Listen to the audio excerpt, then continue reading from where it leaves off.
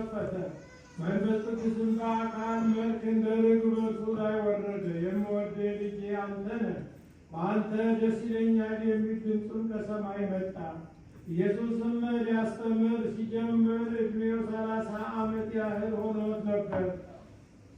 እንደ መሰላቸውም የዮሴፍ ልጅ ሆኖ የኤሊ ልጅ፣ የማቲ ልጅ፣ የሌዊ ልጅ፣ የሚልኪ ልጅ፣ የዮና ልጅ፣ የዮሴፍ ልጅ፣ የማታትዩ ልጅ፣ የአሞጽ ልጅ፣ የናሆም ልጅ፣ የኤሬም ልጅ፣ የናጌ ልጅ፣ የማአት ልጅ፣ የማታትዩ ልጅ፣ የሴም ልጅ፣ የዮሴፍ ልጅ፣ የይሁዳ ልጅ፣ የዮናን ልጅ፣ የሬስ ልጅ፣ የዘሩባቤል ልጅ፣ የሰላትያል ልጅ፣ የኔር ልጅ፣ የሚልኪ ልጅ፣ የዓዲን ልጅ፣ የዮስያስ ልጅ፣ የቆሳም ልጅ፣ የኤልማዶም ልጅ፣ የኤር ልጅ፣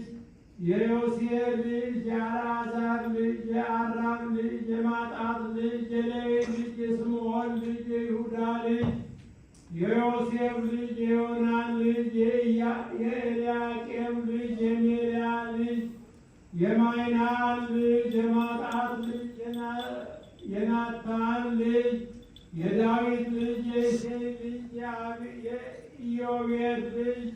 የቦዔዝ ልጅ፣ የሰሎሞን ልጅ፣ የናዖስን ልጅ፣ በአሚናዳብ ልጅ፣ የአራም ልጅ፣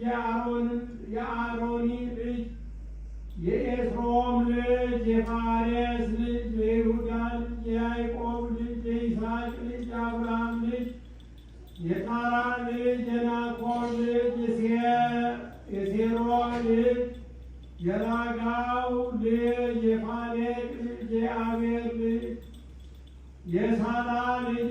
የቃይንም ልጅ፣ የአርፋክስድ ልጅ፣ የሴም ልጅ፣ የኖህ ልጅ፣ የላሜል ልጅ፣ የማቱሳላ ልጅ፣ የሄኖክ ልጅ፣ የያሬድ ልጅ፣ የመሳልኤል ልጅ፣ የቃይናን ልጅ፣ የሄኖክ ልጅ፣ የሴት ልጅ፣ የአዳም ልጅ፣ የእግዚአብሔር ልጅ።